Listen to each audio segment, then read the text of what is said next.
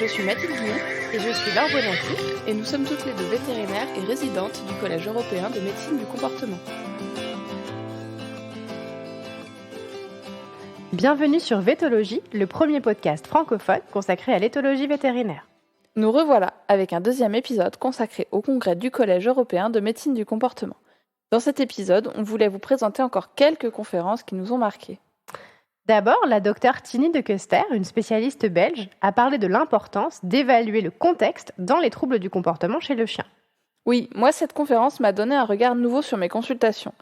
La docteure de Keuster nous a présenté le cas d'un chien qu'elle suivait et dont les propriétaires sont arrivés absolument désespérés en consultation.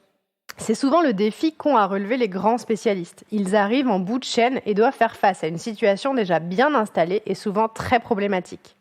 Et bien dans ce cas, la docteure de Keuster demande aux propriétaires de lister les situations qui ne sont pas problématiques. Au lieu d'insister sur la situation inconfortable dans laquelle les propriétaires et leurs chiens sont placés, elle les recentre sur ce qui se passe bien. Et c'est intéressant à faire chez soi, même quand on n'a pas l'intention de consulter en médecine du comportement. Au lieu de voir ce qui ne marche pas, on peut plutôt se concentrer sur ce qu'on aime chez nos animaux. Ça peut nous donner une perspective différente sur leur comportement et leurs éventuels troubles du comportement. Un autre point intéressant d'ailleurs, c'est que dans le cas de ce chien, les points censés être de bons points n'en étaient pas réellement. Finalement, dans des situations où les propriétaires percevaient leur chien comme étant à l'aise, le chien ne l'était pas.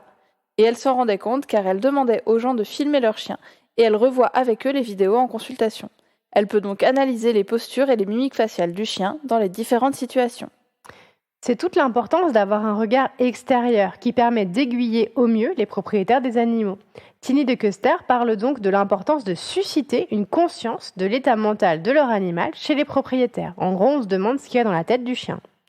Un second point qu'elle souligne est aussi l'importance de créer de l'acceptation.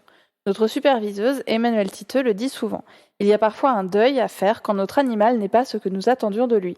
Et c'est normal, quand on adopte un animal, on a forcément des projections et des attentes à son sujet. Et s'il ne correspond pas à ces attentes, ça peut être difficile pour nous. Si on choisit de vous en parler, c'est parce que ce message est important à entendre, même si vous n'avez pas l'intention de consulter en médecine du comportement encore une fois. C'est parfaitement acceptable d'être déçu, il faut juste pouvoir travailler dessus et créer de la satisfaction vis-à-vis de son animal par ailleurs. En tout cas, c'était une très belle conférence, même si elle est assez difficile à résumer. On s'est dit qu'il y avait un joli message à transmettre aux propriétaires d'animaux à troubles du comportement. Une autre conférence marquante, c'était celle sur la perception du deuil par les chiens, par la docteure Stefania Ucchedu. Une équipe de chercheurs italiens a utilisé des questionnaires pour étudier les comportements de deuil chez les chiens qui ont perdu un congénère récemment. Ce ne sera sûrement pas une surprise pour les propriétaires de chiens qui ont malheureusement traversé ça, mais les chiens endeuillés jouent moins, sont plus facilement apeurés et mangent également moins.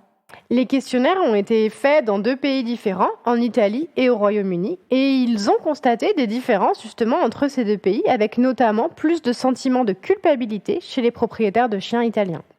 L'équipe de chercheurs semble prête à faire la même étude chez le chat, mais bien sûr on s'attend à un peu moins de résultats sur une espèce non sociale. C'est quand même une affaire à suivre et je serais curieuse de voir le résultat. Pour rester dans le thème des animaux âgés, une dernière conférence qui nous a intéressés parlait du déficit cognitif chez le chat. Le déficit cognitif du chien est bien connu, bien documenté. On a d'ailleurs envie d'en parler dans un épisode. Mais chez le chat, c'est pas encore étudié. Dans cette étude, 20% des chats montraient des signes de sénescence. L'évaluation de cette sénescence reposait sur un questionnaire recherchant des changements de comportement. L'étude a donc consisté à établir une échelle de dysfonctionnement cognitif. Elle se basait sur 17 chats âgés de 7 à 15 ans qui n'avaient pas d'autres affections connues. Après des tests comportementaux et des questionnaires, les chats subissaient un examen clinique et des analyses de sang et d'urine. Dans cette étude, l'âge n'était pas un bon moyen de prédire le dysfonctionnement cognitif. Cela veut dire que le dysfonctionnement cognitif peut arriver sur des chats relativement jeunes, mais les chercheurs attribuent ce constat plutôt à la petite taille de l'échantillon. En effet, sur une population plus importante, on trouverait peut-être un âge au-delà duquel les chats sont vraiment plus à risque, par exemple. Le test, qui était un test de mémorisation consistant à faire retrouver de la nourriture cachée à un chat, était, lui, un bon moyen de prédire la sénescence chez les chats. Et enfin, un des paramètres hépatiques dosés à la prise de sang, les alanines aminotransférases, était un bon prédicteur. Lorsqu'il était bas, les chats étaient plus à risque de sénescence. Ça fait une belle perspective pour suspecter des débuts de sénescence en clinique lors d'examens sur des chats seniors par exemple. Mais promis, on vous en dira plus sur la gestion de l'animal âgé dans un prochain épisode. On espère que ce nouveau petit résumé de congrès vous aura plu.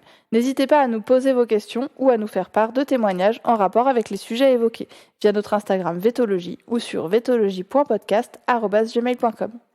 Et comme d'habitude, vous pouvez nous faire des commentaires, nous mettre des étoiles sur votre plateforme d'écoute de podcast préférée et surtout vous abonner. Et on vous dit à très bientôt dans Vétologie.